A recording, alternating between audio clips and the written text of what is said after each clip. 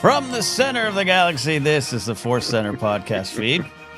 We usually crash into these live shows, but I think, Joseph, in the spirit of hopes the new year, we're holding steady so far. We're doing pretty good. As the stream began, I was looking down at my phone because I was Googling release date information. But besides that, this feels like a far more solid start to the stream than we've had some Fridays. We usually come screaming in, hair on fire, maybe not even pajama pants, full of stress. And this is a little bit better Friday for me. A little bit of Friday. Yeah, I treated myself to some really horrible but wonderful fast food. Just played Star Wars Outlaws on a lunch break and remembered, I got a live stream. I got to stop playing Star Wars to talk about Star Wars. But we're here. Ken Nepsuk. Yeah, Ken Nepsuk here. Joseph Griffith there. And Jennifer Landa could come crashing in for the show for a few minutes. We're not hopeful because she's got a house full of relatives and family for the holidays. So Joseph, they're stuck with us. Yeah, you're stuck with us, and we are lucky to be stuck with you. You're not stuck in here with us. We're stuck in here anyway.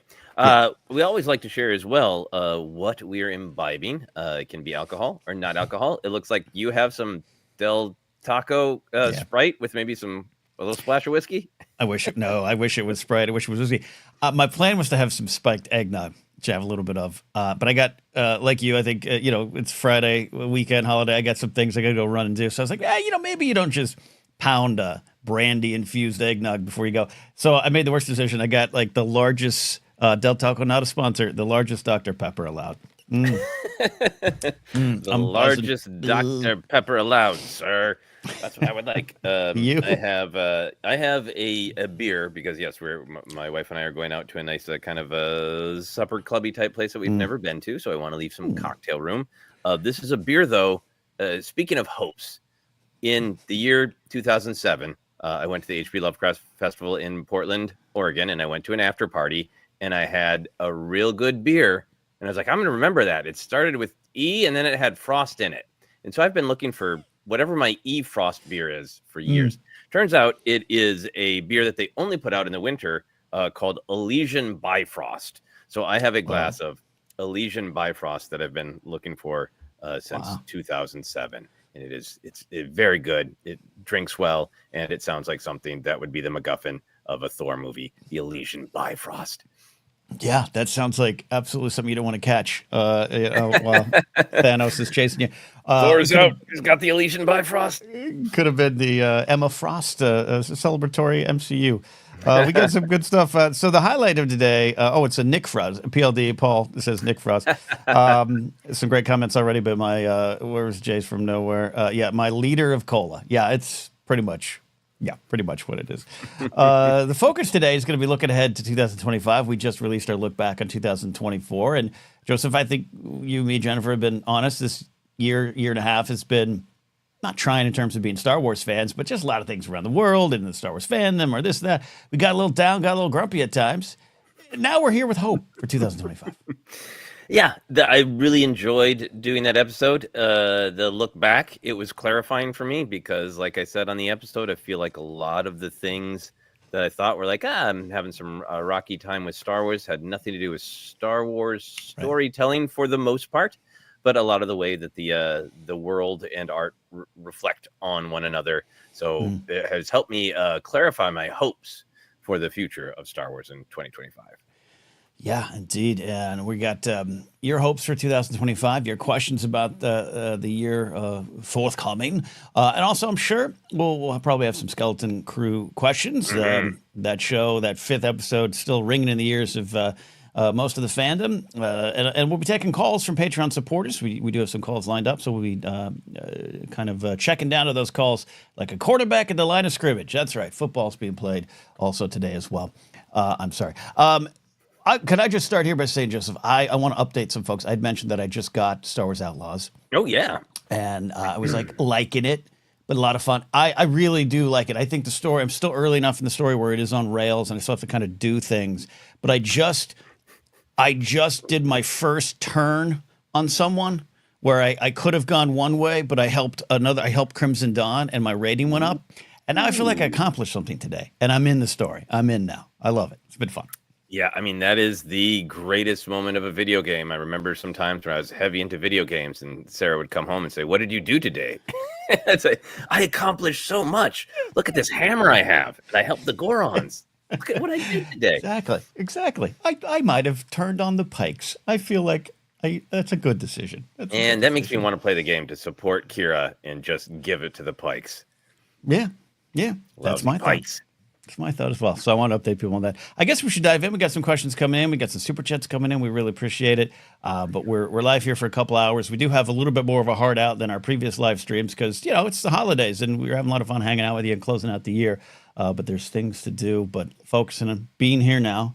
Our focus determines our reality. Be mindful of the present. All those things here. In general, I haven't even really discussed with you, Joseph. 2025, New Year in Star Wars. Where does your mind go? What are some of your surface level hopes there? Then we'll go deep like a pirate lair under a spa. Yeah, I mean, I think, and I've already seen other people saying it. I think it's a hope we've all had for a long time. I think a little bit of a sense of clarity. I want the presentation of what is Star Wars right now, what fun is coming out, what are we looking at in the future. I want it to be just rock solid, both feet on the ground. I want it to be delivered like an address from Mace Windu. No doubt. Maybe not the greatest example because Mace made some mistakes, but maybe Yoda. Yoda like wisdom, clarity.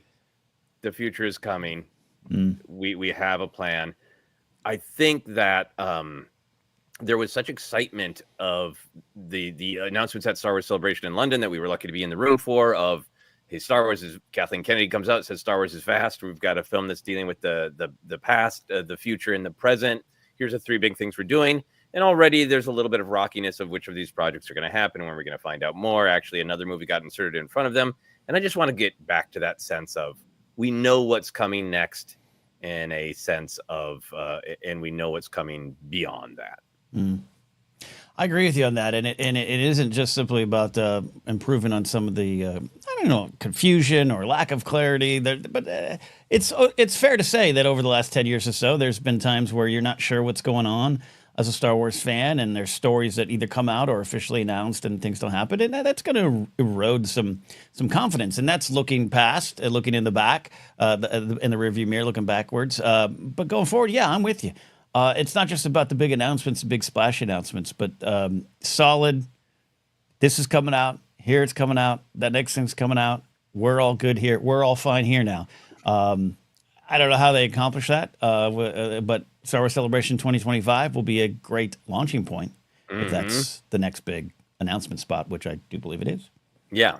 I think another big part of it, which I'm sure will come up in our hopes and in hopes of our friends in the chat, is I do feel like we are kind of reaching this sort of awkward transitional phase in the streaming side of Star Wars, which has been so much of Star Wars, where kind of phase 1 that started, years and years ago, probably, 2016, 2017 in terms of development, is kind of reaching its end, and a turning of the page on what's the new vision of how Star Wars will live in streaming, which to me is more than just what's the next show that's going to come out of, like, what has been learned, how are we going to evolve from the way Star Wars was presented in this first phase of what streaming Star Wars is.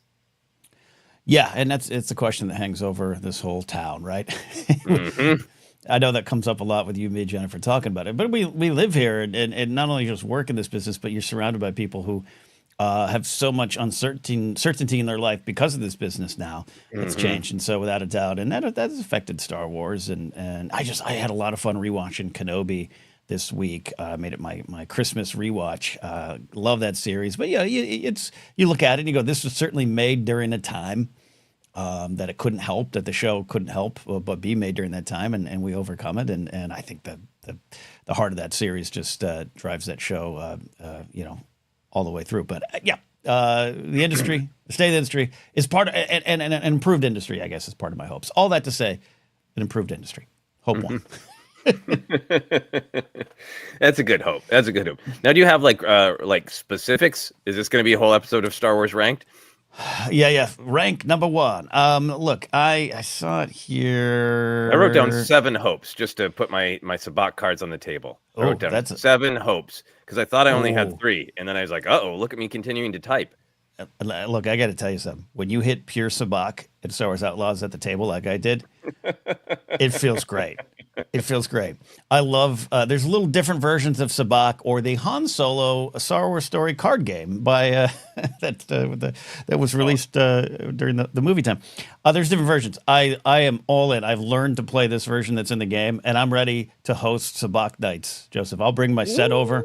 You have a set. We can play Sabacc. Oh, I would love that. I got full Sabacc the first time I played that game, and I was like, maybe I should never play it again because this was perfect. David McKay says 7 deadly hopes. Sorry, I brought that down too fast. Cindy K, thanks for the generous super chat too, by the way. She says, looking forward to more Star Wars in the new year. And this was you asked a hope. This is my one hope. My hope is that we get an announcement of a new animated series. Tales is great, but a longer series like The Bad Batch. And Cindy, I'm all in on that. I am almost to the point of saying I'm slightly surprised that one hasn't been announced. There's always little rumors of what might be being worked on or whatnot. Who knows? I don't even. I love hearing a good juicy rumor, but I don't put any stock in it. But this is the time period. Skeleton Crew ends in 2-3 weeks, and then you got Andor in April, and there's this gap where Bad Batch would fill it. I am so fulfilled by animation time and time again in Star Wars. It's some of the Bad Batch is maybe still my favorite show, though. Skeleton Crew is creeping up there.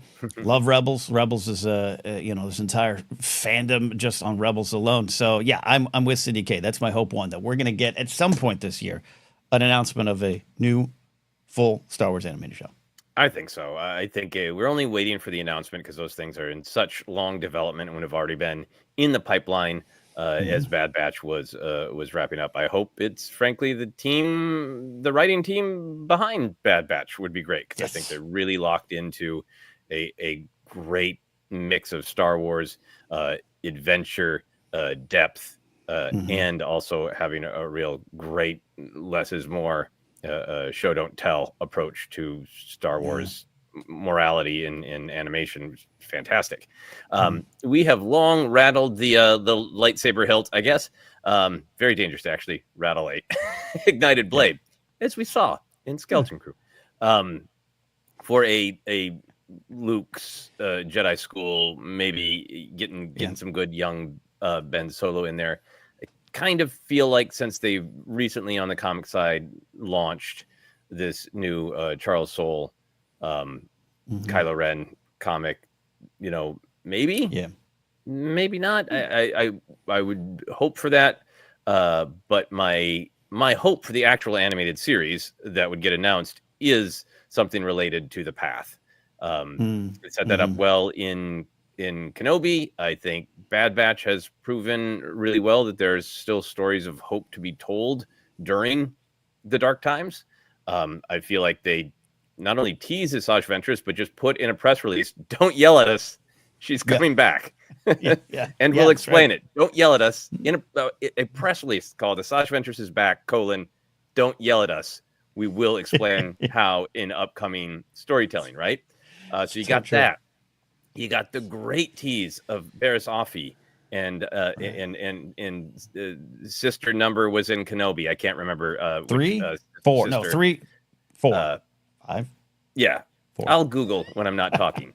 It's 3 is Reva. Yeah. The ex-sister who was in Kenobi and Tales of the Jedi or Tales of the Empire with Barriss Offee. Yeah. You got the hint of Quinlan Vos. I think Quinlan Vos is a deeply underexplored character who has a lot to give to the storytelling. So you have all of these tendrils that make me think a path show could be great and could sort of flow as a spinoff of a spinoff in terms of the Clone Wars to Bad Batch to the path. Yeah. There's something about something about the idea of not completely leaving the Bad Batch world that I like. We know there's that supposed novel on the way, Bad Batch Sanctuary, but I don't need just a straight Omega spinoff or what happens when the sun comes up on the next day after the end of the series. But yeah, you said all the pieces are in place. Even, just hearing Ewan McGregor say Quinlan was here. Like, I'm not saying that was like a tip to a future show, but it's like there's so much potential for that, and I think animation for me would be the best place to explore it. All the little levels of it. I think because you can go into sort of such depth in such weirdness and embrace lots of weird Jedi and Force arcana, that I think that would be really, really intriguing. And you could even potentially have a Kenobi appearance, which would be great. Yeah. Yeah. Oh, yeah. I hadn't even thought about that in animation. Yeah. Fire up your vocal cords, Jat. Get ready. Yep. Star Wars in a Galaxy, fourth sister. Yeah, thank you very much for that clarity. I want to throw up here Auntie Kay's Tarot as Lakota. I so want Quinlan Voss. I want to see myself finally. Really understand that. Really agree. I think Quinlan Voss is a fascinating character from multiple perspectives, and that's a very, very important one in my opinion. I agree with that as well. We got some hopes we'll share here. Then I want to hear at least 3 or 4 of your 7 hopes for that. Mike Vink says, hope ForceCenter Patreon breaks 1K in terms of supporters, and our YouTube breaks 20K. Look, that's a great hope. That's some big numbers for us. We'd love to get. I think this is the year we get to 10K. And we've only been really rolling up our sleeves and putting energy into YouTube in 2024 with a little of 2023, to be clear. So we're happy with where we are. We've always been a podcast in our hearts, but changing and growing and expanding. 10 years in, as we begin our 2nd decade. Woo! Yeah, it's a place to do it. So, Mike, sharing that hope as well. Yep. So, Ken, how many hopes do you have written down? I have 0 hopes written down. How many hopes do you have in your heart? In my heart, about 5 or 6. Yeah. The first one would be an animated show. Yep. Okay. Yeah. Good. Yeah. I'll toss out a quick second one. It's a personal hope, but does that count? Personal hopes? Like, of course. I'd love to get back to Galaxy's Edge. Love to get to Galaxy's Edge. That's a hope. That's a hope. Okay, that seems like a really one that you have control over, right? We can hope for maybe half the animated series, right? Yeah, but you can simply make that hope happen. We should all have more hopes that are like, I can do that. Your focus does determine reality. So does your credit card score. But yes, I can make it happen. You can make it happen. You can absolutely make it happen. What are some on your list of 7 hopes? Okay, my next hope, a big one that kind of goes along with the big picture of like clarity and stability that everybody's talking about. I really want this Rey New Jedi Order movie to find its feet and have that be clear in the way they discuss it and market it. I want it to be the next film out after Mando and Grogu. I want it to come out personally on May 25th, 2027. I want them to own that 50th anniversary. I want them to own the future of Star Wars, and I want it to be a film that is both incredibly forward-looking, but also really celebratory of the past in terms of the idea is that the Jedi are symbols of not just the system, as they are when they are fallible and make mistakes, but in a fragile time, like the timeline of the New Jedi Order, that they're a force for justice, for defense of those who need defense, for the common person, and that this is a time for them to stand up and ignite the blade, and they're doing it at a time that they would be challenged by the systems of power who don't want the little people of the galaxy to be protected. I think that would be just like such a bold reclamation of the core of the way Star Wars started. I would love that. What I want for 2025 more than anything is, it's happening. Script is done. We're ready to do a teaser trailer, at the end of the year. Maybe not a teaser trailer, but you know what I mean. Like Mando and Grogu. Mando and Grogu is on the tracks. It's coming out. There's no like, are the wheels going to come off? Are they going to change their mind? I want the New Jedi Order movie to be as on the rails going to happen in 2025 as Mando and Grogu is now. Yeah, I'm pretty confident that it's going to happen. I know sometimes that gets debated out there. But again, go into what we said up top, I understand some of the lack of confidence in Disney, Lucasfilm, or just the industry overall. But I'm really not just rooting for this project. I want this project.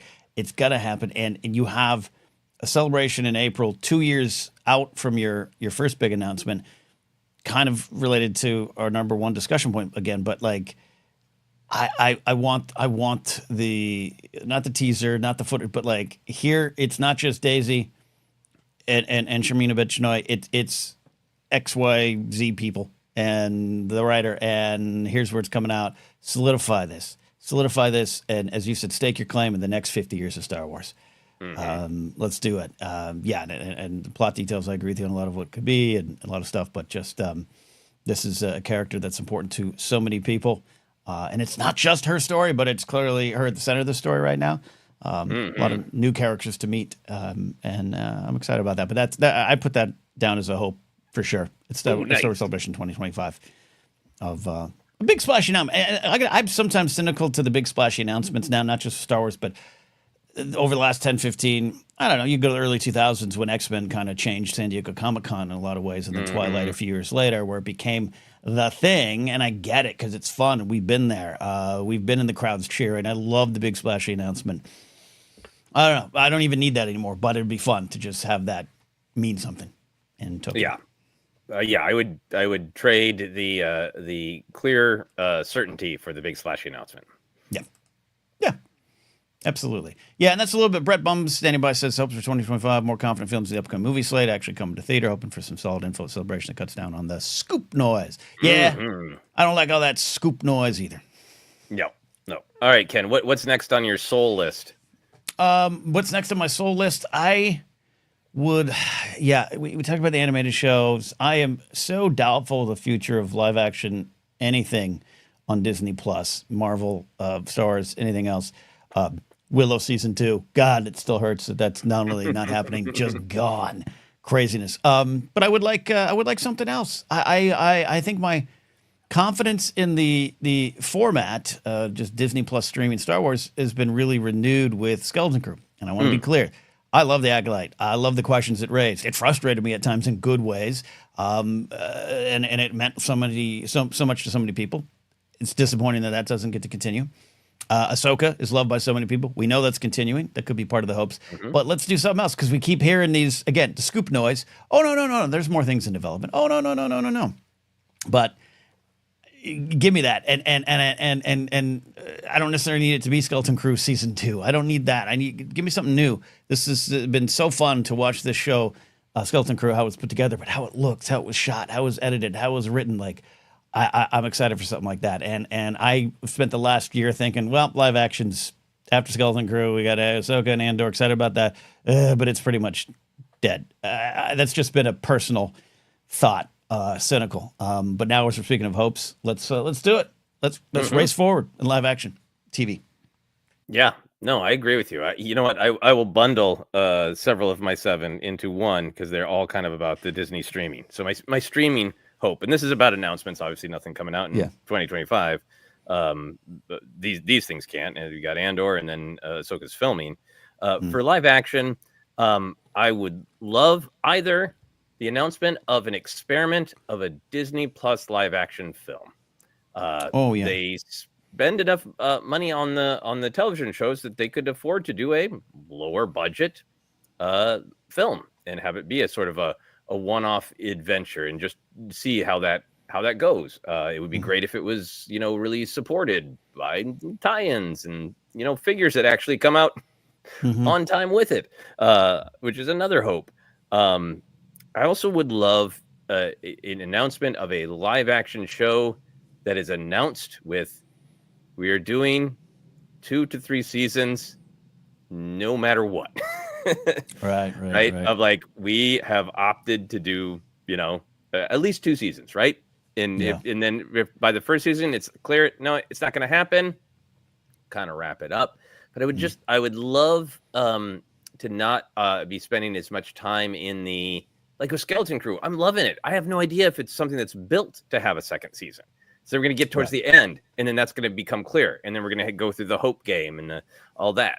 And I certainly don't want more things like Acolyte happening, where I feel like the writers are encouraged to make things really cliffhangery, to encourage audience members to yell at the company because it's just not a functional system. It just doesn't work. There's there's nowhere for us to vote other than watching it 3 times. So I would love for them to announce like, hey, we're doing the show, brand new characters. It's maybe it's set in the High Republic, 300 years before the books, so it's not attached to anything. You meet some Jedi, you'll meet some other characters. They'll go on adventures. At this point, I think Star Wars has more than proven there's endless tales to tell in the galaxy, and you don't have to have it be like, here's the big war or they fight a Sith. It can just be adventures. You can invent things. You can invent the Drenger like they did in the books. All sorts of things, stories to tell. I would love to just have that experience of we all fall in love with a main cast of 4, 5, 6 people, and we follow them for a little while and let that love deepen instead of being so quickly just into the, will this character live or die? Will this show end? And just let some room for the love to deepen. Yeah. My love grows where my Jabba hut goes. Yeah, I love that idea. I do feel. I just look at House of the Dragon over on Max, and I'm a big fan of that world. The first season was solid, and it was dark and gloomy, and it was everything other than the humor that I want out of the Game of Thrones world. Second season was so much better just because I got to spend so much more time with these characters. You really get to know them. And you really get to, and I think they did a good job with the characters in season 1, but they also jumped around. There was different actors cast as they did different age ranges. But I miss that and I'm heartbroken that Acolyte doesn't get that. That there was some wonderful things that it raised, and that you just would have spent more time, not with the dead characters, but a lot of characters that we could have enjoyed more. And that's a group of characters just being robbed. But yeah, so if we can commit with a new show going forward. Because I haven't really done that, right? I'm trying to think. No. I mean, even Mando season 1, we didn't know. No, we didn't know. Yeah, we didn't know where this is. Is it just going to end with him? Finding where Grogu goes and going, here you go. And then the last part of this is I still want more Kenobi, and I know not everybody wants that, but Ewan McGregor is only going to be the right age for so long. I would love a Kenobi season 2 or a one-off of Disney Plus. I think film would be fantastic. I think that's your movie right there. That's your movie right there. I absolutely think there's room in that story, and character Reva, and I don't know if you're gonna get Liam back, but yeah. But Reva can also be in the path. Yes, indeed. Yes, indeed. We've got just checking in. Adam Knight says, "Happy holidays, everyone." Just hanging for a bit. Thank you, Adam, for that in the super chat. One of my hopes, Joseph, is a general one, and I'm very excited to learn more eventually of the Mangold film. Still want that to happen. I'm a fan of Big Jim Mangold. We'll fight you about Dial of Destiny. Love that film. But I'm just moving it a few, centuries forward, but not quite as far as High Republic. I would love for this finally to be the year that we hear that, hey, the old Republic is still in play. And I say that because Skeleton Crew has made it fun to speculate on what's going on and the Mint and that and all this stuff. I'm not I don't want to say I'm not a huge Old Republic fan. I just have never spent a lot of time in that era. I didn't play Knights of the Republic. It wasn't my favorite Star Wars. Read the first Bane book. That's about it. Liked it. No problem with it. But it wasn't always my kind of Star Wars. So this isn't about that. But I think now more than ever, the Benioff and Weiss projects that maybe were going to happen, and that was going to be the world they played in.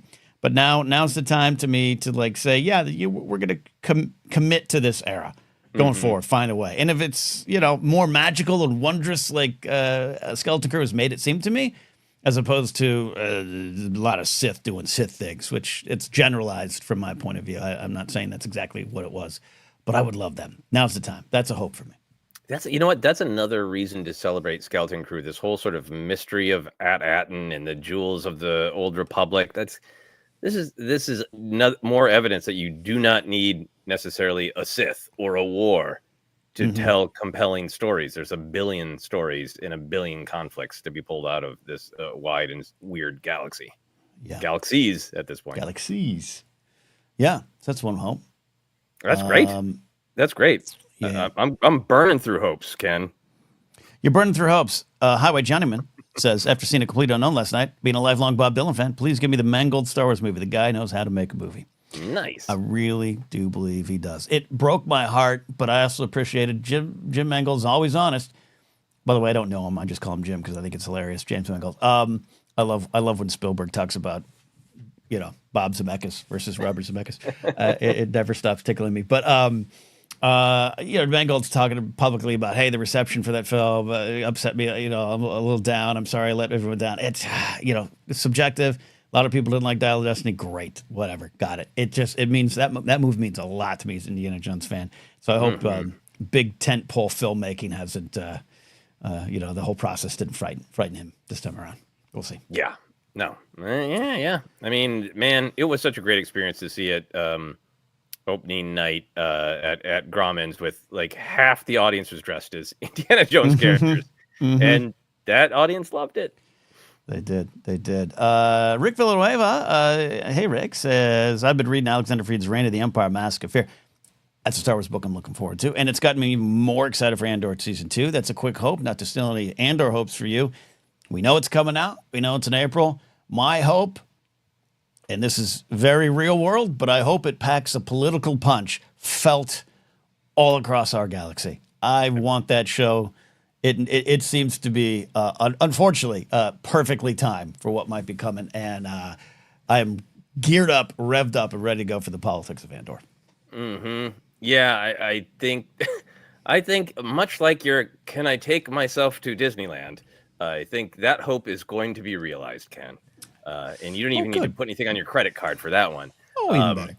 Yeah, I mean, as the creators of Tony Gilroy has talked about, of myself and the writers looked at all of these different political instances across the history of our real world of authoritarian regimes, and we're not trying to comment on any one particular conflict. We're trying to look at it as this is a thing that happens to nations, to people, is authoritarianism, and how do you get out of authoritarianism? And I think being aware of those cycles and being aware that kind of the fight against authoritarianism is, sadly, it appears a forever fight that we sometimes get a small break from, depending on your point of view. I think, boy, I hope Andor Season 2 meets the political moment is like, Ken, I hope water is wet this next year. I think it is so going to meet the moment that that in and of itself is going to change what the show is. Maybe when Andor, and these when books too. We don't get the advanced books anymore because we haven't been doing the reviews, so I haven't read that. But that's their new High Republic is winding up. So we're doing this series of books. I can't remember. I think Reign of the Empire is the title of them. I can't remember. But they're doing ones that, like, authoritarianism isn't peeking around the corner. It's here. And we have to go through the process of accepting it and going, what do we do about it? That's what those books are too. It's, timing, man. Timing. Yeah. And Alexander Freed, I think, is the author to start that off in a lot of ways. I'm excited about that. Look, we'll talk about when the Andor report returns, but I don't know. It's going to be a little different method and approach to discussing the show. We always try to keep ForceCenter at a certain, you understand where we're coming from, but we try to keep it general. But I don't know. It's going to be hard with Andor Season 2 because I'm so excited for it. I think so. I have been thinking about it a lot, of how we want to approach it, how it will be approached. I always feel like I really get that many people like Star Wars as escapism, and sometimes I like Star Wars as escapism. I feel like there's always something political to it. And Andor is the kind of show where, like, really hard for me to just talk about it as just entertainment. Yeah. Especially when there's a lot of like, oh, why can't everything just be like Andor? Like, you mean the ACAB show? Why can't it be like that? Yeah. I'd like it all to be like that. I think you. Yeah. Okay. Yeah. Anyway. Yeah. Let me put a button on all of my dire and certain opinions about the politics of Andor. Here's my hope for Andor, because I have no doubt that it will be good. I have hopes about kind of the pacing of these 3-part adventures, that it keeps a little bit while still having its depth and its great dialogue to have a little bit of snappiness. But more than anything, I just want Andor to have a little bit more pulp. That's all. Because I think when you blend the depth of mythology in the depth of strong, fiery political opinions that were clearly always been a part of George Lucas's soul and what he created, when you blend that with just that's an alien that's mostly a nose, and it's a nose walking around on 2 feet, and it's got a blaster and a weird hat, and it has political opinions. That's Star Wars to me. Yeah. Though in my rewatch of Andor recently, which was my first time revisiting since it was out, I was laughing at, there's a lot more aliens in the background than I think I remember, but I do love, you can't miss him now, the guy that's like a walking, talking, like mouse rat insect. Yeah. And he comes hopping out. He's in the background of so many scenes. I'm like, well, okay.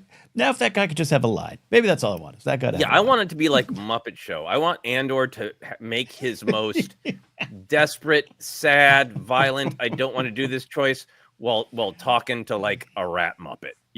That's what I want. Yeah. Well, look, Rick says this. I think we bring this in now here, Joseph. My sincere 2025 hope is the return of Meber Gascon in any media. Andor season 2 is the spot. And we had talked about, I love Stephen Stanton. Know Stephen Stanton personally. I do not want to ever take away jobs from voiceover artists. But since that's the trend where you hire the celebrity and kick out the VO artist that has been working on it for years, Brian Cox's Meber Gascon, as I said on the show before, is perfection. Let's do it. Tony Gilroy, you have time to reshoot. Put it in. A deeply, sincerely radicalized Meber Gascon in with Saw's partisans. Maybe Saw even has to go, back off, Meber. Too far from me. Meber, back off. Meber. Clarity and purpose. Too far, Meber. Too far. These are some great ones from Cindy K. I hope you get to hear Ezra's broadcast and Mon Mothma's speech in Andor season 2. I have high hopes for Mon Mothma's speech. I do too. It feels like you'd have to go out of your way to not do it. As much as I openly and regularly tease Tony Gilroy for not seeming to even like or watch Star Wars, that's not 100% true. And he's talked open and honestly and often about Rebels, and he's very aware of the Gormans. And we got, seems like we might have the Gorman massacre coming. And I absolutely seeing her deliver it or seeing it received as a hologram, however you want to do it. I think it's probable, and it seems like he understands it's important. And I say that sounds like I'm scolding him, like, you understand? Like, no. I just like he gets the gravity of the situation. It's a pivotal point in the rebellion, and it directly relates to the philosophical battles that are being waged in Andor between different people who are fighting back against the Empire. Of how do we do this? And Mothma getting to a point of, there isn't a way to do that in the current system because it's corrupt and it needs to be fought in a different way. That's the culmination of an argument that has started in season 1 of Andor. So, yeah. And there's something, and this is maybe a sub-hope. I'll slip it a sub-hope as we look towards Andor. Andor season 2 is going to be one of the main things of this coming year. So without a doubt. Bummed that I currently not set to be in Tokyo to watch it with everyone out there. Though, if trends played out as they have in the past, you and I would be in a hotel room just watching it in the dark. Well, maybe if you just rent a hotel room in L.A. And just passionate. I do want the Mothma stuff is so great. Genevieve Varelli is so wonderful in that role. It's God, I'm just rewatching those scenes and they're just so delicious. The positioning or the repositioning of Mothma at the center of the rebellion. Not that season 1 took away from her story. I think it was great, the Luthen Rail stuff and him putting the stuff together. I just at times, and I don't want to speak for you, but I know we've had discussions about this in the past.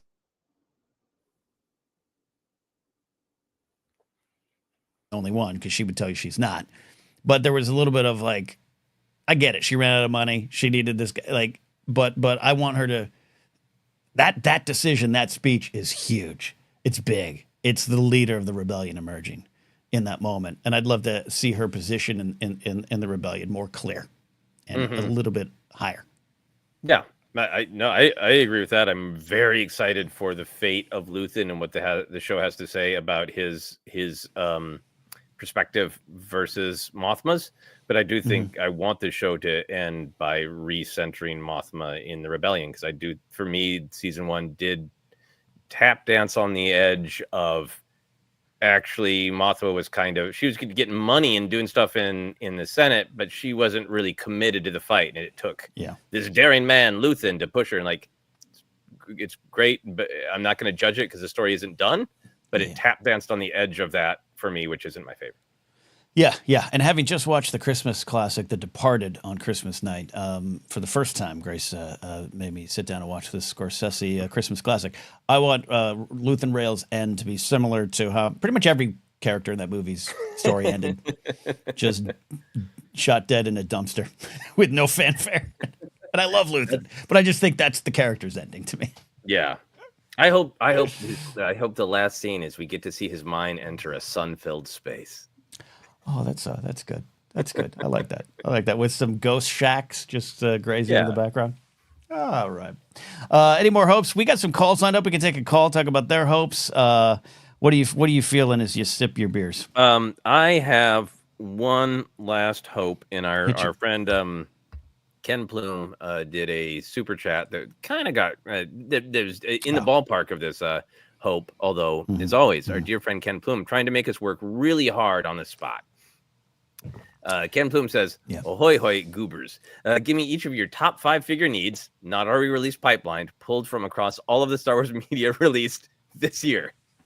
Ken, give me give me a week, and I will write that essay. But my brain is far too tired to pull exactly which characters from this year. From this year. Here's where I'll start. This was my hope, and then we can get into Ken's request. My hope is more Rise of Skywalker action figures. Black Series would be great, but the vintage collection in particular, or they've got that epic collection, the more straightforward, cheaper 5 points of articulation figures.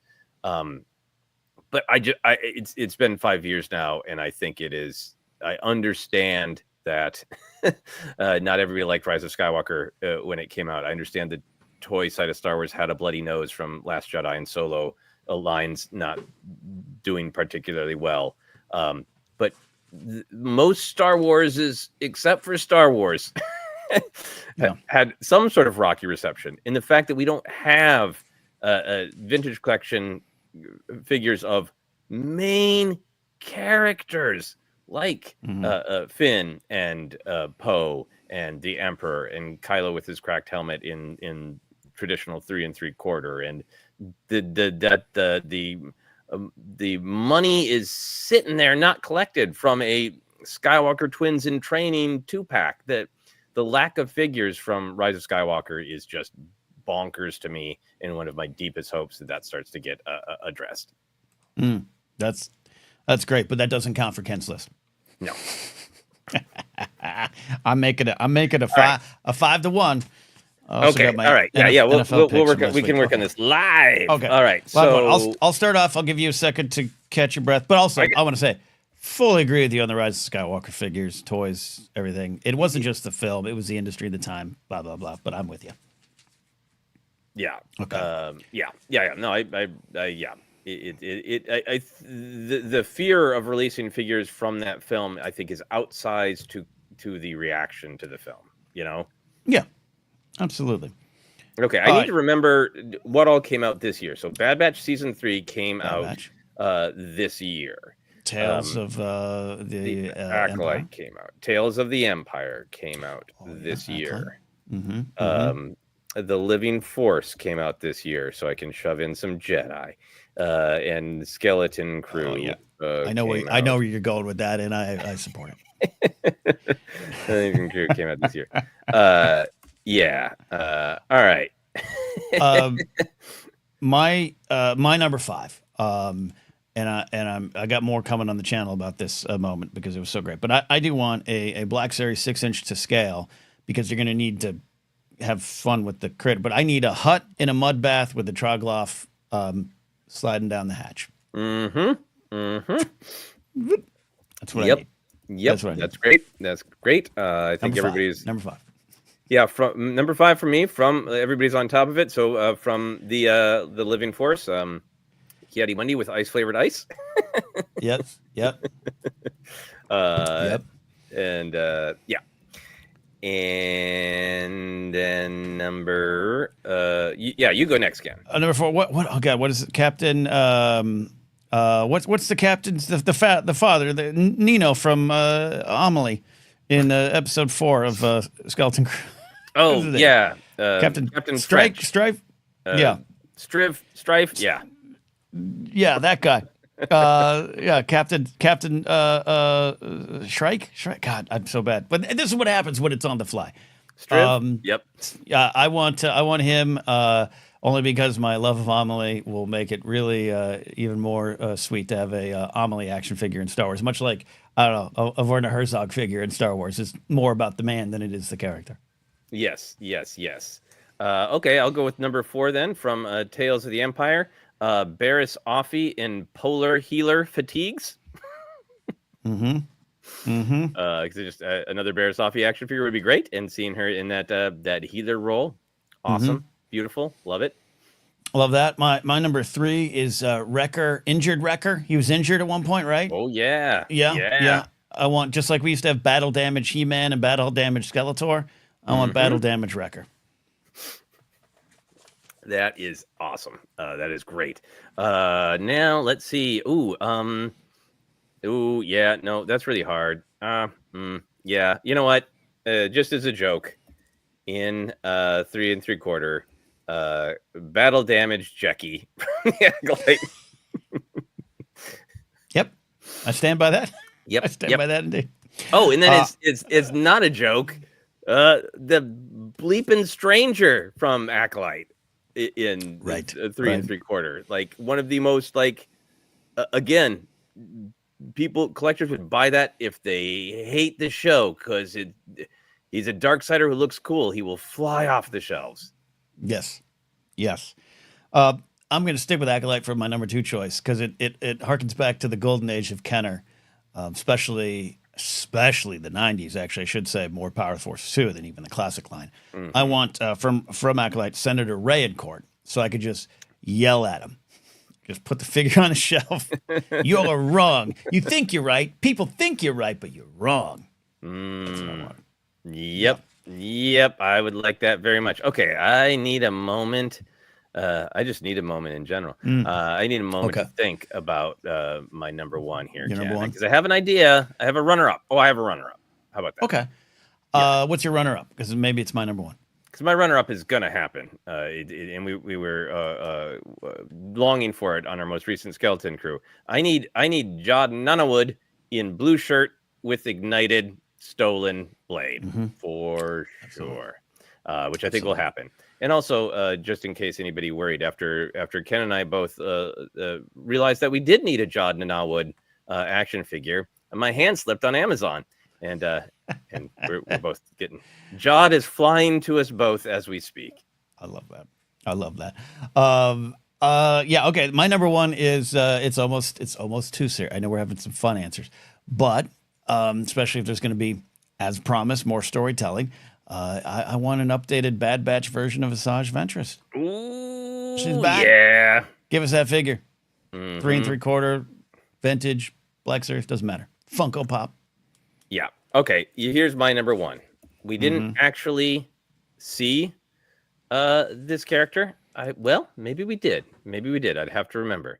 But here's what I want. I want, pulled from the minds and the souls and the memories of the other characters in Bad Batch Season 3, I want a goddamn tech action figure in 3 3/4. I want every one of his outfit looks. I want expanded universe tech on a date that we didn't actually get to see in the show. The only 3 3/4 Bad Batch main crew is Hunter, and the more time that passes where they don't make the rest of the gang is a crime against toys. So yeah, tech is my number one, no matter what. And look, I as a giant fan of Wanda Sykes, let's get a Fee Genoa character and just pair that together. Yeah, give me a cinema scene of that they used to make of the 3 action figures, and it can be Tech and Fee on a date with Omega peeking around the corner. Love that. There you go, Plume. We answered it. We asked, answered, and we got through a mini Star Wars react to the figures. Thank you, Ken Plume. Thank you. Catching up with some of the super chats and hopes. Thank you for this generous super chat in pounds from our friend Matthew Stokes across the pond. Just a holiday season gift. We really appreciate that. Also, this from Jamie Burrows. Salute to the entire Force Center family. My hopes for 2025 is to have the Star Wars continue to take chances with content.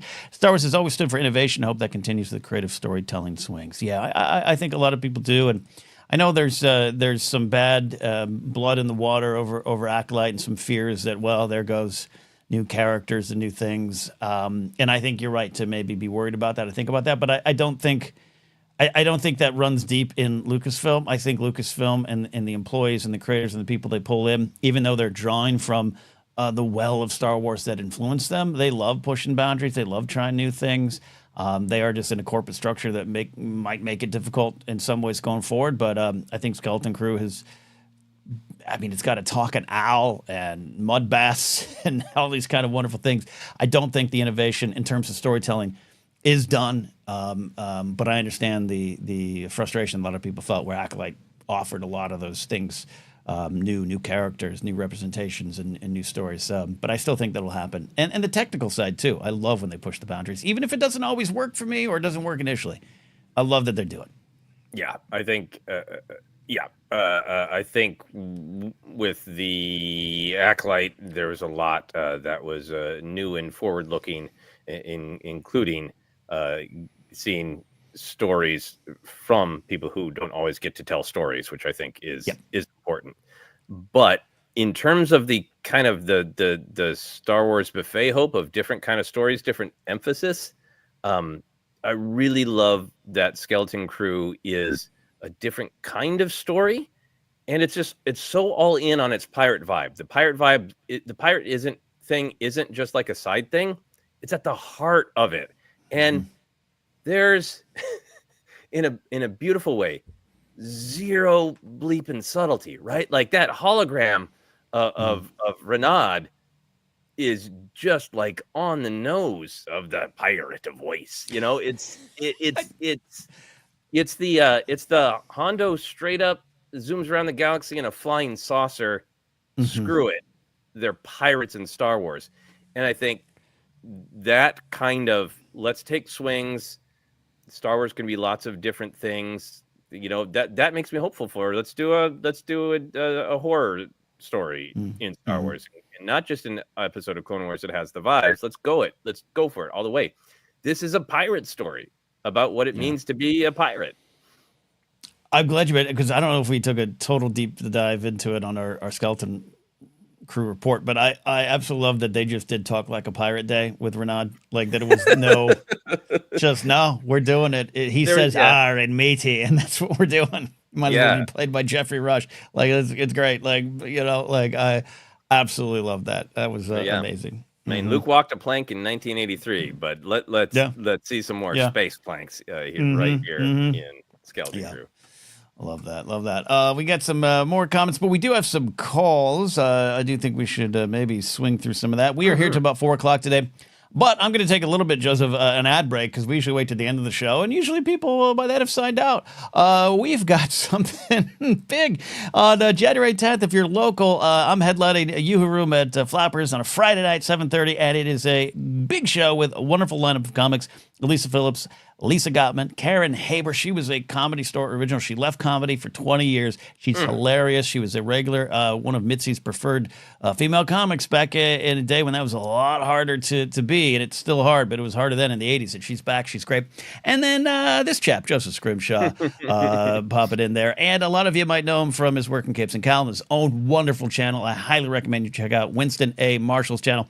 And he's going to be doing stand-up with us as well. This is local. Go to my website, kenepsach.com, for ticket information, or flapperscomedy.com. Come on out and see us there. That is an advert. That is an ad read, because we need to sell this place out. But it's going to be a lot of fun. And I know a lot of people maybe watch you do your birthday show, and you did some great performances there. Very various styles of comedy, but you in a stand-up arena, much like those who saw you in London, it's a treat. So I hope people come on out. And I'm just going to get drunk and talk on stage, so it's going to be good. Great stand-up. I'm extremely excited for the show. And if anybody is local to Los Angeles and is coming, let us know. Let us know in the comments, because it's always nice to know that, we will have friends there with us. Yeah, indeed. But let's get to some calls here if you want, Joseph, because this gentleman's been waiting politely, and he calls into my show, The Blathering, a lot as well, and there's always a game to see. We see him. The camera doesn't go to the public, but does he have a shirt on or not? Today looks like he does. Jared, the TIE pilot, is on the show. Call it in. Jared, how are you doing? Yeah, it's chilly out today. It's only like 14, so, you know. He claims it's a tank top sometimes, and I'm just seeing his wonderful shoulders. But Jared, welcome to the show, man. What are your hopes? What's on your mind? Well, I was gonna come in with the, but it's already been said in the comments by you fine gentlemen. Just the basic, Disney / Lucasfilm to stop being cowards and give us, Willow seasons 2 and 3 and Acolyte season 2, and stop announcing movies and they disappear. Please stop doing that. Please. I beg you. No, I think there's a larger conversation about what really happens, and our feelings here, Joseph. Sometimes news is out that isn't actually official, and blah blah blah blah blah blah blah. But it doesn't matter. At the end of the day, the feeling is the same. I see in our comments of people just like, hey, announce a project, commit to it, and be it, and release it. And we got The Mandalorian and Grogu up first in terms of movies. But I'm with you, Jared, and I know Joseph won't speak for you. But I think that's what we talk about. We talk about clarity. Yeah. So, but with that said, so it's just like, as I was listening, I'm like, so what are some actual fun, like, different hopes that I could have? So I was like, you know what? I got a couple here. First, I actually want Ken's favorite project. He always brings up the pod racing, but not just a video game. I want that for you too, Ken. We need that video game. But I also would love a Disney Plus show of just some kind of pod racing show. And you follow some fun rivalry, be the first thing in Star Wars without a lightsaber, maybe, or But for me personally, I want my Top Gun style TIE Fighter Academy pilot to stay terribly on brand for myself. Show Andor movie. And the usual comment I get from people is, well, you just can't have a movie about bad guys doing bad guy things. Touche. Here's what you do. You take the Infernal Squad route, where they're very loyal at the beginning, seeing all the cool things and being sold the propaganda. And as they get through, you're a TIE pilot. You are not there to have a great ship. You are there to be one of many. And you're seeing your friends get blown up and replaced because the Empire doesn't care about you. See where I'm getting at with these things here, people. Yeah. We can still have my TIE pilot movie / show, whatever. There's been a lot of great storytelling in the books. And, going back to the original film, that's one of the old school questions about A New Hope. Is like, if Luke hates the Empire, why does he want to join the Imperial Academy? It's like, because there's nothing else to join. You want off planet, like, that would be a great starting point of like, there's, TIE pilots who are like, they've drunk the Kool-Aid. They've been growing up in the propaganda, and there's some farm boy from some planet who comes in and be like, yeah, this is all garbage. I'm just using them.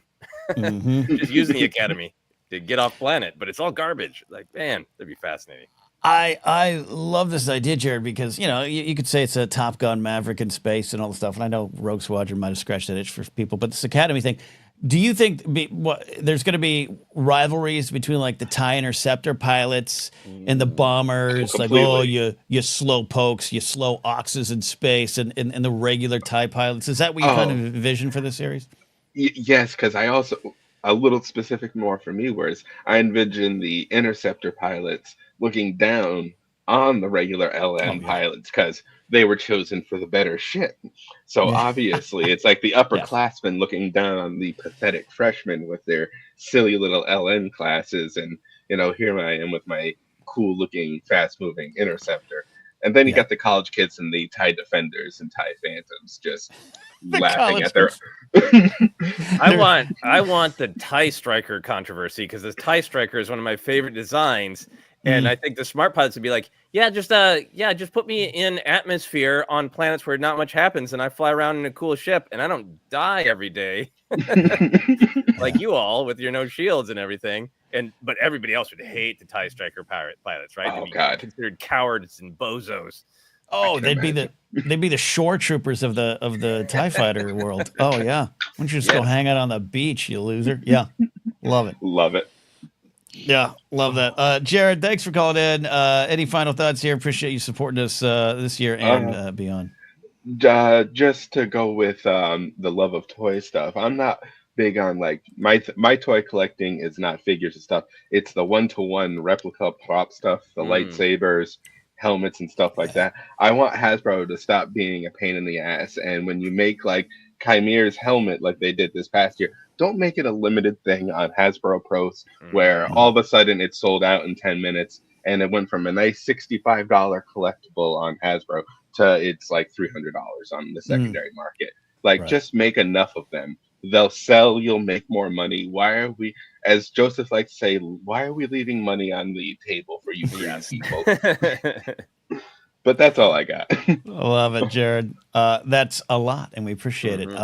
We'll see you next time. Jared, the TIE Pilot, calling in. You can call in too by becoming a member at our Patreon page, patreon.com/ForceCenter. We recently hit 2 goals. Our 415 goal, which means a private exclusive live stream will be coming very soon. But we also hit 420. We're at 422, I think, today, Joseph. Ooh. So I forgot what we haven't decided what we'll do. Yeah. 2 private live streams. Yes, we'll get caught up. We'll get caught up. Appreciate the support very much. We're taking your calls, your questions, talking hopes for 2025, maybe some Skeleton Crew, but we got this very generous super chat from our pal Salad Von Bako, which I think you can order at Smokehouse Lunch Menu only. I wish I could afford to send you the $650 million you all deserve for all the amazing work ForceCenter does. Thank you for creating this podcast and for cultivating this awesome community of Star Wars fans. Happy New Year. Here's a great 2025. We really appreciate that. Thank you. Our community is only as strong as you out there, so you all make it possible. We appreciate that, Salad Von Bako. I'd love to know the origin story of that name. Thank you, Salad. Joshua has a plain and simple hope. Need more Darth Plagueis. I mean, just that alone is a reason to just try to do it again. Season 2. Yeah, I mean, a little. They've been making lots of great ornaments. I didn't get it, but Hallmark made an ornament of the Kenobi Vader fight where like Vader is on his knees with the cracked helmet. Yeah. For your Christmas tree. I hope that Hallmark makes an Acolyte ornament that's just Plagueis peeking around the corner. Checking out what's going on. Look, there you go. It might happen. Might happen indeed. Let's see. Shout out Matt Brubeck says, Ken, I'm the opposite of you. I'm doing the opposite of you. I'm about to purchase my 850th Star Wars Funko Pop. My office is magnificent. Well, check my website because I'm still selling some, Matt. If you got some in your blind spot, who knows? We might have a deal. Love that there. We got this one. David says, Joseph, hopeful for more Star Wars animation, as we said, but we'd love to see Luke's Jedi Academy show. I think there's a groundswell of support for that. Yeah, right. I think so. It just seems logical. It seems logical, and like I said, I'm still just sort of amazed and mystified and grateful for that Rise of Kylo Ren comic, which came out years ago now. Yeah. Which established that not only did Luke have an academy, he had functioning graduated knights who are going around the galaxy doing stuff. It feels like a story worth being told at some point, and in animation would be great. Absolutely. You got any more hopes laying on the table? You want to take a call? We got a great other center question just for you. Yeah, let's grab that from our friend David McKay. Other center question: what did you think of the Doctor Who Christmas special? And since Andor is coming out on Disney Plus in the spring, do you think we will have to wait until summer 25 for Doctor Who season 2? This was a fabulous Christmas for many years, on and off. Doctor Who has done a Christmas special. Usually I have to wait until late in the evening and have it broken up by commercials. But since Doctor Who is on Disney Plus here in America, I was able to watch it right away in the morning with my crumpets, which I really did have. And I really enjoyed it as a Stephen Moffat written episode. I think Ncuti Gatwa was really settling into the role of the Doctor, and I thought it had some like really great, grounded, character-based comedy. Loved it. So it was really great to have a day where I was able to see an episode of Doctor Who that I really enjoyed, and then later in the day, an episode of Skeleton Crew that I really enjoyed. So I saw Doctor Who and Star Wars on Christmas, and had yet another one of those. I need to time travel and tell my young self this amazing thing that's happening. Which, if I could do at this point, my young self would be like, I get it. Future's gonna be great. Leave me alone. I get it. Yes, I know. Okay, I got it. Yes. Okay, you saw the Guns N' Roses in concert 3 times? Cool, got it. Leave me alone. It's even you talk about like the shows and stories you love, but even sometimes I'm playing Sabacc on a video game while watching NFL football on my phone, while also watching something on my, and I've met Roddy Piper. 14-year-old Ken's like, you can't get better than this. What are you complaining about? What's wrong with the world, for God's sake? Yeah. In terms of when the next season of Doctor Who would come out, I mean, everything keeps saying soon. I feel like they aren't. I think they'll let Star Wars and Doctor Who be at the same time, because they've let lots of stuff overlap and haven't let things breathe. So I'm more than happy to see them both at the same time myself. And happy for you Who fans. Happy for you Who fans. Yeah, it's a good time, I think. A good time to be a Doctor Who fan. And we should say, too, talk about Other Center, the concept behind it, us talking about things outside of Star Wars, which was necessary as we supported the strikes in 2023. The idea is still floating out there. Joseph, we are toying with how do we soft announce this? Continuing our Bond series, but maybe looking at other movies and pop culture things and finding a way to dive into that in 2025. Yeah, I would really love to do that. I would love to be able to do a little bit of a kind of deep dive we do, but also just kind of make it a conversation, not just about analyzing some of the movies themselves, but maybe starting with some movies that kind of relate to Star Wars. Or there's those movies sometimes, like I'd love to do a discussion of It's a Wonderful Life, because I think George Bailey is basically a Jedi. There's all sorts of fun things that I'd love to discuss that hopefully I think other people would either, people who love those movies, or be a way in to discuss and discover other movies. And I know there's some movies you love that I've maybe seen once or maybe haven't seen at all. We have so many that we both love, like Hot Fuzz, to discuss. But other things that I could introduce you to other movies, it would be great fun. Yeah, a lot of fun. This is just from a simple, selfish standpoint. Can I get Joseph to turn loose on Young Guns 1 and 2? Can that happen? And can deep thematic elements in that movie be discussed here? That's part of it as well. So taking the time out of that. Stormtrooper Gary, but I like Stormtrooper Guy, his friend, as well.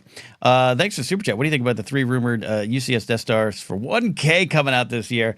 I have a few UCS sets, and this might take the take of cool sets. Thank you both and Jennifer for such a great community and content.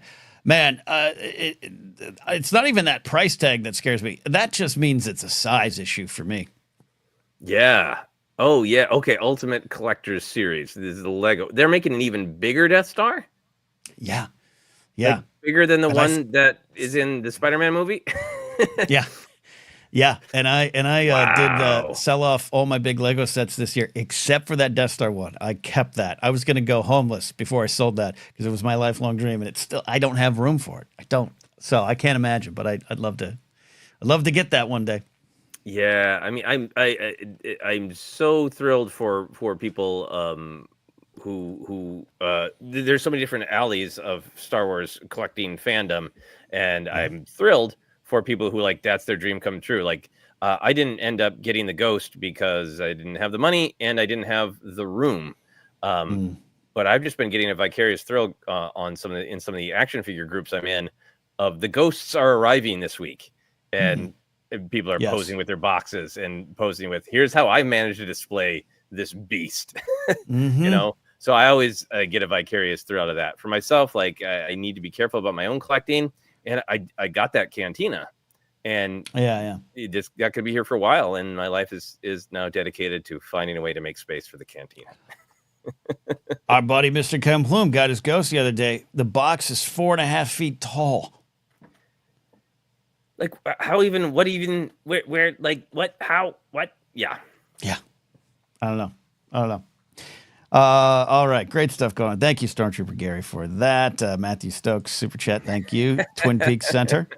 Be great. Yes, and we're gonna spell it that way too, Matthew. Yeah, you'd have to do it that way. Yes. Yes. Oh man. I would actually really love, and somebody else was discussing, James Holmes here would love a other center on Dune, to be fair, and then follows up with especially a David Lynch film. I would love to have Ken watch a David Lynch film and have a discussion of it. Man, Twin Peaks. Boy, would that be? That would be a thrill. Yeah. Yeah, it's on there. You and I can start with a straight story, and we'll go from there. I just picked up because it had been sold out. I picked up at Amoeba Records, which is in dangerous walking distance from my home. There's an edition of The Straight Story. If anybody doesn't know, The Straight Story is a film that was paid for by Disney. It's on Disney Plus. It's a David Lynch film that it was written by his a romantic partner at the time, and she asked him to direct it, and he decided. And it's still a David Lynch film. It's weird, but it's just the most beautiful, sincere film. And this edition of Straight Story has like a little warning label that the content is very mild. It's like an anti-label. You might fall asleep. See, I love like, no. There's going to be no weird dreamlike flashes. There's going to be no sudden disturbing images of animals filmed very closely. It's just an old man who wants to see his brother. That's all. Yeah. And I've said the story. I saw that in theater. I really did enjoy it. I loved it, and I feel that me liking A Straight Story is like is also like me. The only Radiohead album I like is the Bends, the one with the most radio friendly singles on it. I'm like, maybe I'll take a deeper dive. Yeah, that'd be a great place to start. You would love that film. Well, Dix, this is Eraserhead and a Straight Story double feature. There you go. We got some calls lined up. I don't want to leave these calls on green here because we got Brennan Mystical Mar checking in, the host of the Page Turners every night. Brennan, how are you doing, my friend? I'm doing good, Joseph. Good to see you. Good to see you. Nice to be back. Yeah. What's going on, Brennan? What's your hope for 2025? I'm very excited for Andor. Yeah. But when I talk about my love for Andor, I always have to put an asterisk on it and say, but I like the other shows too. Yeah, that's true. Yeah. I get it. Do you guys find yourselves doing that with Andor? It depends on who I'm around. If it's in, I don't know. I always talk about these parties or just hanging out at the bar, which I don't do this stuff much. But I love all of it, but also that I don't want to have to explain my love of Book of Boba Fett at a party. So maybe I just kind of scoot past it. It's when I see someone taking a whack and stick to another show, and the whack and stick is Andor. It was when maybe I'll have that discussion. But I also know that I've been in the habit of being a little angry at Ahsoka, where maybe that's hurt some feelings, and I gotta listen to my own preaching on that. Yeah, I've got some thoughts on that, Ken. Yeah, so I got some words for you. You got some words for me. Deservedly so. Oh, I won't do it here. But yeah, no, that's for me. Joseph, you? Yeah, I think I have a lot of Star Wars conversations where the first thing is positive, and I'm really concerned about the next step. There's a lot of Star Wars conversations I've had where like, agree, and then it's Padme, you're going down a path I cannot follow time for me, which happens with the Andor conversation sometimes. It'd be like, so great, only good Star Wars thing to be like, and I'm out. And when I have those conversations, I always just try to be polite and say, understand the concerns or the things that people don't like about them, and I don't think they're perfect, but here's what I love about whatever we're talking about. Yeah. Nice. Yeah, and I also agree with you guys that Andor needs a little more pulp, and I was thinking about it the other day. I wonder if Tony Gilroy takes this stuff too serious. He takes things a little self-seriously. Look, I don't know him, and I don't even know people who know him. And sometimes we do in this town. We know people who know people who know people, and you can get a read on some of the people. I don't have any negative. There's any words on Gilroy. I think some of his answers. I think I interpret, this is me personally. I interpret some of his answers to be a little pompous with a wink and a nod, like almost like he's aware that he's poking the bear. But maybe that's because I'm just looking for it, you know. And if you look for the fight, you're gonna get it. So I don't know. Yeah. Any thoughts, Joseph? Yeah, I mean, I think he is somebody who comes from a more a tradition of storytelling that is very grounded, and I just have this opinion of Star Wars and a lot of things, pulpier things that I love, like comic books or sometimes even David Lynch films, where people can't see past the surface to the ideas underneath because the surface is too outrageous or childish or silly.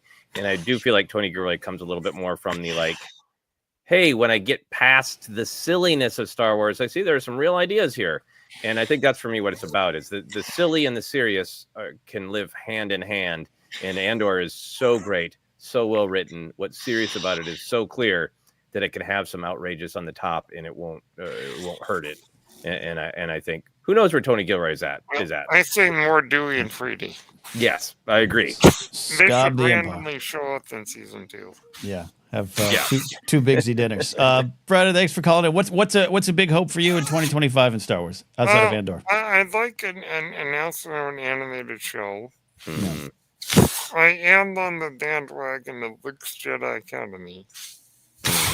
That's what I want to see. Right.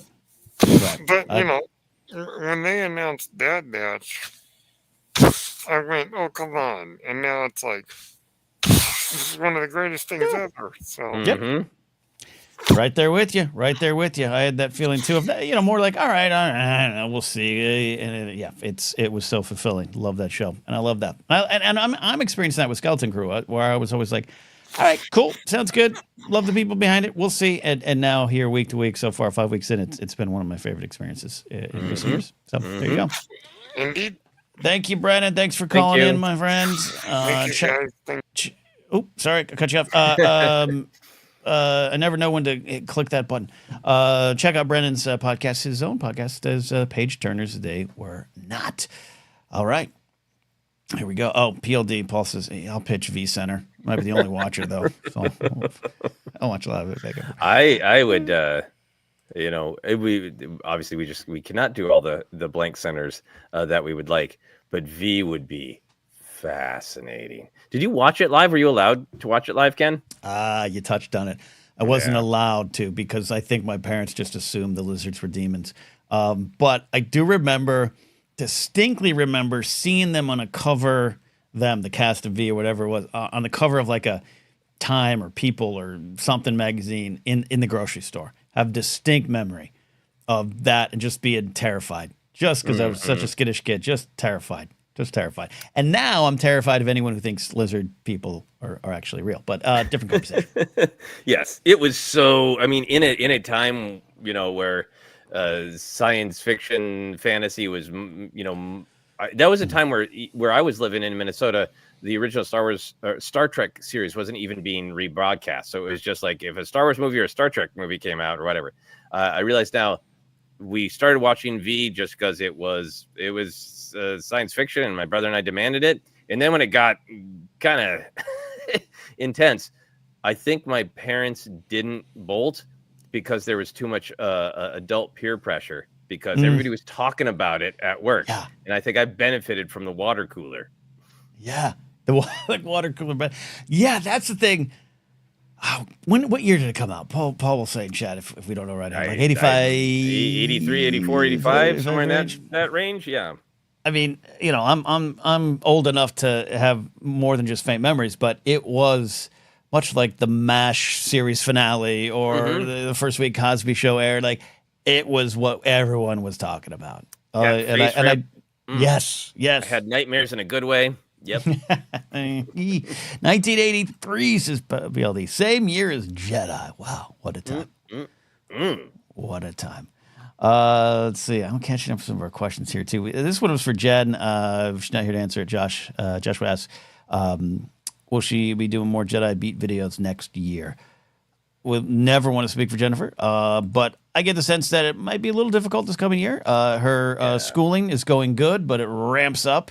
At least in the fall. So maybe in the summer we can get her to look at some. There's some definitely episodes that she still wanted to do, but Say a little prayer for Jen. She is really about to roll up her sleeves and get into school, and she already has been in the last year.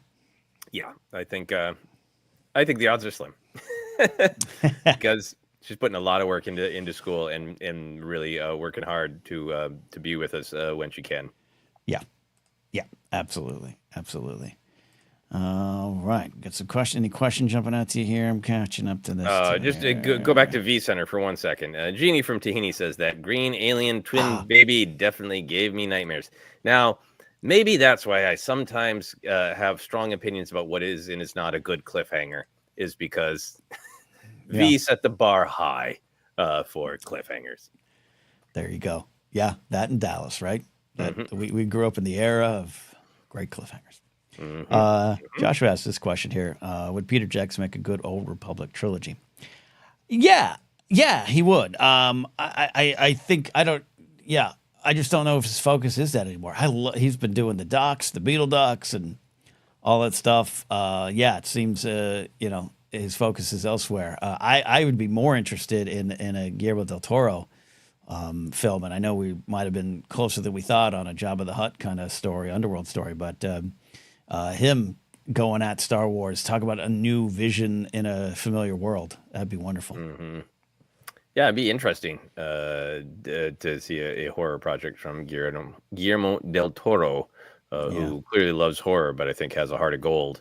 And I think when those things combine, that would be a very interesting horror movie for Star Wars. Well, I don't even remember what the last narrative film Peter Jackson did was. I mean, was it the finishing the Hobbit trilogy, which and I love the Lord of the Rings world, so I've revisited those movies and have a different appreciation for them than I did when they came out. But even that, the story of Guillermo pulled out and the studio kind of pushed through at the same timeline. There's a lot there. You and I, over the years, have become friends with a person who worked at Weta and have shared some stories. But that just, in general, I'm not saying anything out of school, but just like it just was a different vibe and atmosphere that can't even be put on one person or one director or one studio. It's a different time. So, and I still think the films have value. So, maybe Highway Johnny says Mortal Engines, maybe. Yeah, no, and Peter Jackson is clearly a great filmmaker, and I think at some point the Old Republic needs to be addressed. Yep. And look, I'm a fan of Benioff and Weiss. I think it was a great choice at the time, but I kind of glad it didn't. And that I love season 8, so it's not about that. It seems different hands, different time, different vibe. I think they would have brought the approach to the Old Republic that I always didn't like or wasn't pulled in by in the books and the shows and the video games. I think it would have been too similar to that. I'd rather have someone like Guillermo del Toro take it to a more fantastical spot. Not saying it isn't fantastical, but I'm with you on that. Joshua asks, do you think they are making the Rey movie into new Rey trilogy? I don't know if we've just have we answered that directly ever. I'll say this. I think yes. And I think I'm excited by that and nervous and worried about that at the same time. Yeah, I'm so torn on that because a part of me feels like maybe that's what's going on. Is maybe there is how much do we make this a story about Rey and the New Jedi Order period? And at what point we're like, well, but Finn would have trained with her, maybe be trained with her now. So now you get Finn in there. And at what point are we making something that could be considered a continuation of the Skywalker saga, which I don't want it personally to be episode 10, 11, and 12. And I know other people do, and all due respect. And if they made episode 10, 11, and 12, I wouldn't not go to them or talk about them. Yeah. But I think I want it so much to be about Rey and the New Jedi Order that I want that focus to be there. But that could be its own trilogy for sure. And maybe that is also part of what's going on with the script of do we have one story to tell, or much like when Lucas started, is it a longer story? And for them to decide to make a trilogy in this moment of Hollywood, that's a really putting a certainty down and saying we're going to make this work and we're going to stick with this. That's huge these days. Yeah, that'd be huge. And any apprehension I have for it is just I'm excited about the project that is in existence now as much as we know about it. We don't know a ton about it, but I don't want Sherminovich. No, I pushed off of it. I know there's been writer changes in the background. Some of that's normal. Some of that might be, who knows. But yeah, I also have always thought from the beginning, even in London, just like, well, that's huge, but too huge for one film, right? That doesn't seem right. That doesn't seem normal for Star Wars. And yeah, I'm with you. You can put whatever number in front of it. I'm going. I'm going to see it. Mm-hmm. Yeah. Agreed. Indeed. All right. Final question. Oh, cool. There's another one. I'll clear some of these questions. We take some calls if you want, or if you got anything else. Just, Ian Sweeney says, I'd settle for a pipeline reveal the rest of the Bad Batch being released on TVC, and it's not hidden behind a HasLab paywall. That'd be good. That'd be huge. I really think that they would do well if they mass market released. Yeah, I would love them all on an individual card, but you could put out a set, mass market, and I think that show has enough followers, and I think even people who are not ardent action figure collectors love Bad Batch enough that they might pick them up. Yeah, absolutely. All right. We got Eli, we got Chris. So Eli, if you're ready, I don't see a camera, so I don't get a thumbs up. Eli, there we go. You are on air here, ForceCenter. How are you doing? Doing good. How are you guys doing? Good. We're wonderful, man. I share a lot of what other people and you both have already said about what I want for Star Wars in 2025. The animation was a big one already coming in here, which is the big one for me. I want I'm really hoping for that's another thing. I'm hoping for hopefully long seasons as the Bad Batch, or possibly longer. Even I know we got with Rebels, we got the 2022 episodes. I'd love to get back to that. I'd love to get the really time to spend with these characters and flesh out these characters, wherever we're going, and take sort of a big swing, with something. I think I know you were just talking about Old Republic a while ago. I think that is something that needs to be handled. It needs to be bigger. There's an expansiveness of it, and I feel like that's sort of a thing where Star Wars almost I'm not saying it only has to do Old Republic, but the books kind of had High Republic and then some other stuff. I think Star Wars, when it does Old Republic, there's okay, are we just gonna do a movie? Are we gonna do a TV show? Are we gonna do how big are we making this thing? Because it's this whole big era and people have so many expectations about it. Yeah, I love the multimedia approach you're talking about, right? It did to me work for High Republic, even though at times for me personally got overwhelming. I don't think that's a problem. I think it deserves that. Yeah, and I'm interested to see how much the Dawn of the Jedi film will tie into that. If this is how old is too old and how old is exactly what's hundreds of years, what's thousands of years. I will just say one of the things, as well as, of course, I saw PLD mentioning, and I was talking with him in the comments about Hondo. The other character I'm just flabbergasted has not been in Star Wars, either animation or live action, is Dr. Aphra. I think it's just kind of I feel like I want it to be a matter of when sort of thing. I think that, especially now with the popularity of Skeleton Crew, the sort of adjacent vibe of let's do Space Indiana Jones, let's do old relics, let's do as messy as Indiana Jones' personal life has been, Dr. Aphra's personal life has been that times 5. I would love to see either animation or live action a Dr. Aphra story. Yeah, I think the era that has its feet under it's the most is the post Return of the Jedi Mandoverse era that we're in.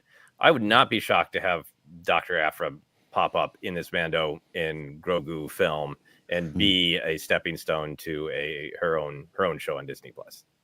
Yeah, no, I'd love that. Yeah, it would make a lot of sense. And after being a character that is over 10 years old now, right, in terms of her debut in the Vader comic, and to now, it just seemed natural. And look, there might be some bad reasons executives would say we don't want that character going out beyond the comics or the books, and I would fight against that if that were the case, if that were to come out, as I'm sure a lot of us would. But yeah, it's a fun character. It's a messy character. That's what's most fun about it. Is she is absolutely messy. Mm-hmm. Absolutely messy. What a perfect character for a lot of stories. Mm-hmm. And also co-sign a lot of what Joseph was saying earlier about, like, announce we're doing this for 2-3 seasons, we're doing this for 3 seasons, and then go with it. Yeah. Let's have 2 seasons announcements for shows. Or 3 seasons, whatever it is. Yeah. Love it. Love that. Eli, thanks for calling in. Thanks for being here. You're wonderfully active in our Discord, and we appreciate that here. Thank you, Eddie. Okay. Yeah. Eli from Star Wars in a Galaxy. Check out that show as well. We are racing towards our 4 o'clock cutoff. Sounds like we're on a home shopping club, Joseph. That's a 4 o'clock. Get your opinions while you can. I want to grab this super chat here, Ken. Yes. From Alan Smithy, who's been nice and active in the chat today. Joe Johnston should direct a Star Wars movie. He designed The Millennium Falcon and Boba Fett. He directed big movies in the past. Love to see that. Yeah. Yes, one of my most deeply held movie personal opinions, and perhaps controversial, that I see other people agreeing with, is Captain America: The First Avenger is a fabulous movie all by itself. Mm-hmm. If there's never been another Captain America movie, I think that movie is fantastic. And I think it set up the entire trilogy and a lot of MCU stuff really, really well. I think Joe Johnston is fantastic. And he when there was that brief window of Trevorrow had been let go from episode 9, Joe Johnston was one of my guesses before Abrams came in. So I would love to see him do something. That also feels like to me of like, hey, I would love to see it in the theaters, but also like if they wanted to experiment with, we were looking at making this, this story, a 8-episode series on Disney Plus or a made for Disney Plus movie. Yeah. Joe Johnston seems like he'd be a great candidate for something like that. Absolutely. I am looking at his IMDb right now. And obviously we know Joe as Star Wars fans, trying to look at his work. Nutcracker and the Four Realms in 2018 with his last directed film, but The Chronicles of Narnia, The Silver Chair, he's listed as the director in development, and Shrunk, which seems like a Shrek spinoff, but also, no, what am I doing? I'm crazy. He, of course, directed Honey, I Shrunk the Kid. So Shrunk, got to be in that universe. Those are in pre-production development. So, hey, he's still working. Let's do it. Yeah. He's great. And God, he knows the makeup of Star Wars so well. Yeah. Huge agree on that. I saw a random comment that my alarms went off to remind me to talk about Iden Versio. Nick says they should bring Iden Versio to the metaverse. Janinga Von Kar's right there. Yeah. For years. For years I've been saying that. And love that character and love that story in Battlefront 2. And even though the game mode was shorter than they would have wanted it to be, God, I just love that era. Love that story. Love that character. So, yeah, there you go. There would have been a time that I thought, well, this is absolutely going to happen, but at this point it hasn't. So it just takes Dave waking up one day and going, hey, I'm obsessed with this character right now. in they go. Yep. Indeed. Matthew Stark's coming back saying non-Star Wars question, best song by Phil Collins or Genesis?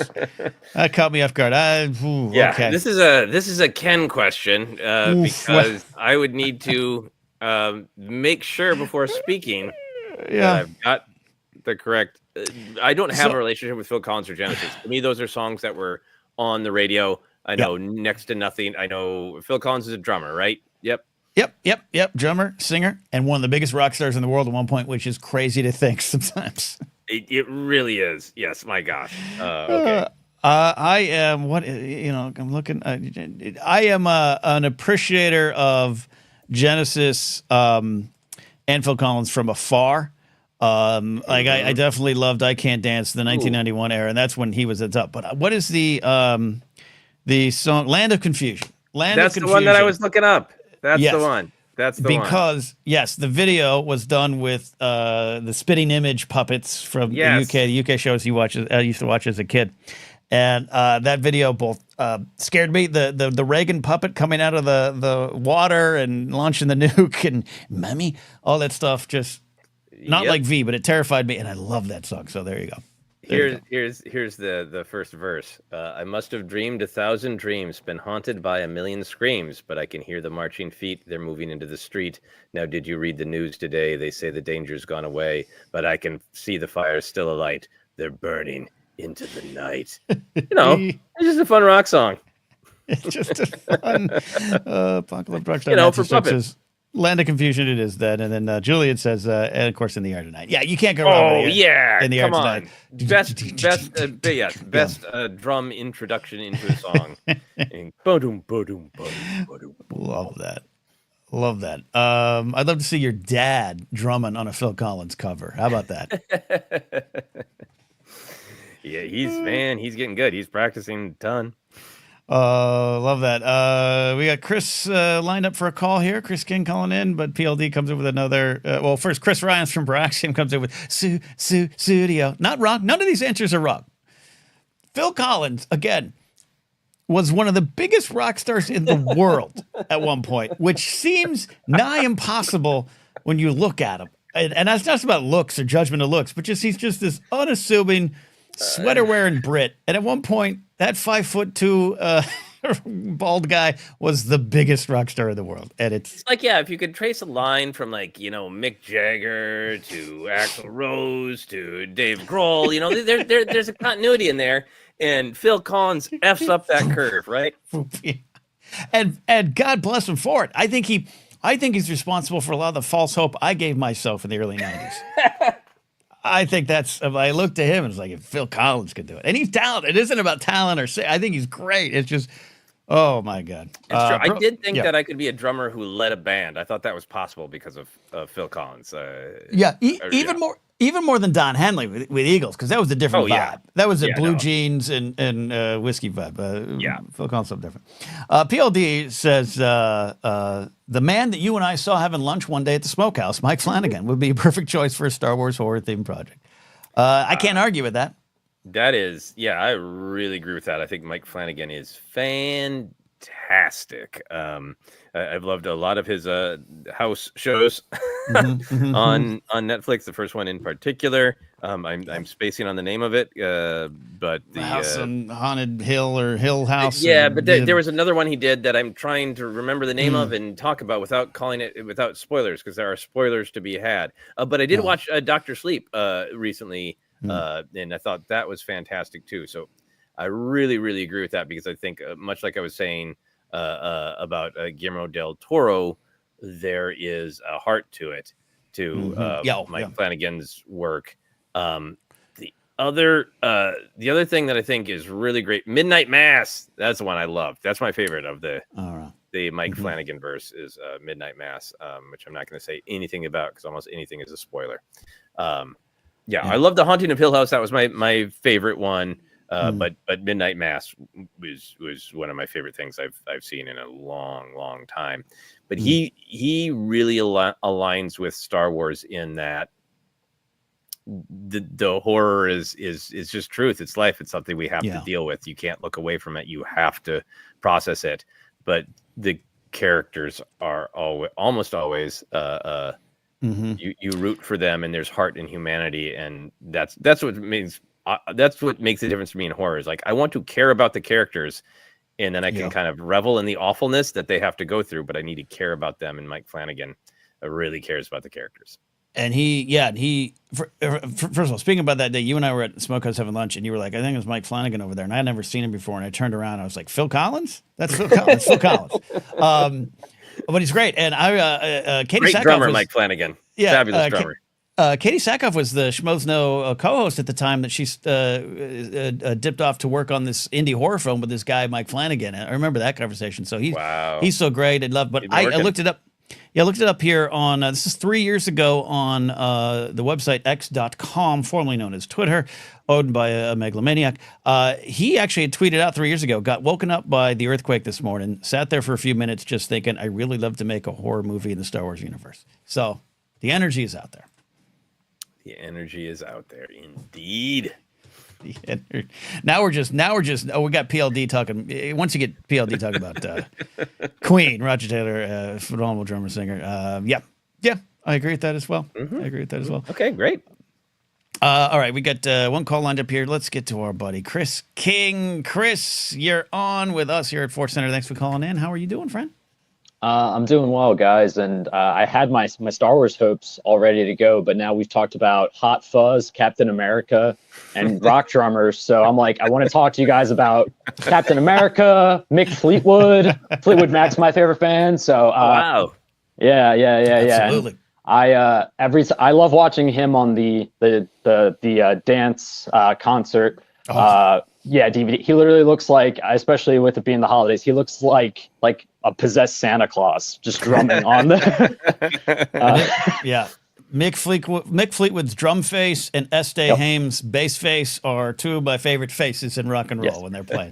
Love that. Absolutely. But before I get too far down the other center hole here, I'll just say first of all, I just want to, as we're hitting another end of the year, I want to thank you both and Jennifer for everything you guys do for the community and for being a constant, whether it's one show a week, 2, 3, like always brighten my day. So I just want to thank you guys for that.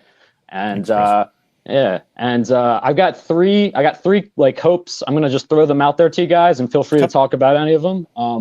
One is for more physical media for Star Wars, especially Book of Boba Fett, because I actually just got Mando Season 3 as a Christmas present, and I have Andor and Kenobi, and I just like the fact that I own them, and if they wanted, we saw what happened with Willow. If somebody wanted to take something off of a streamer, I have it, and so I'd love to have a more complete collection. I want for Andor Season 2 to...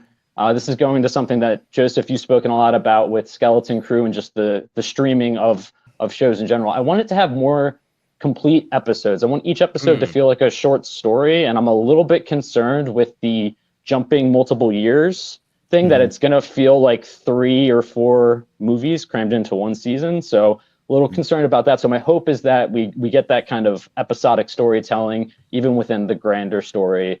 And the last one is pretty simple, which is I want Emilia Clarke back on my screen as Kira at some point. And I would love, whether it's in Mando and Grogu, whether it's, I'd even take her in an animated show too, her voicing the character. But I think, especially in this post Return of the Jedi storytelling, you could slot her in. I'm hoping with Outlaws being out, maybe there's a surge again of appreciation for the character. But I love Solo, and I love her in it. So I think agree across the board.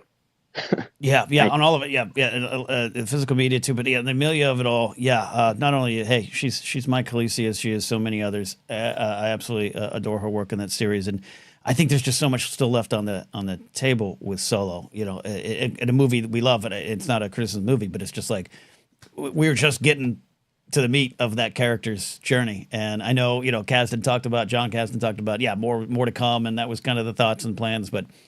Yeah, I just would love to see her get to really tear into that role. Yeah, I think on the Emilia Clarke as Kira front, absolutely love the character. I think she's one of the things that really makes Solo sing. She fits into this great femme fatale archetype without falling into any of the traps there. Of she's a full and complete character, and you understand why she's making the choices she does. There's been so much great storytelling with her in publishing. Not all I've read, but I think what would be great about her appearance in Mandoverse is some characters were kind of like, we don't know exactly what happened to him. In the publishing, we kind of know what happened to her, and she's at a great reset point of how does she feel now that the Sith have fallen? Be a great perspective. Yeah. I mean, what is she up to when she can maybe make other choices?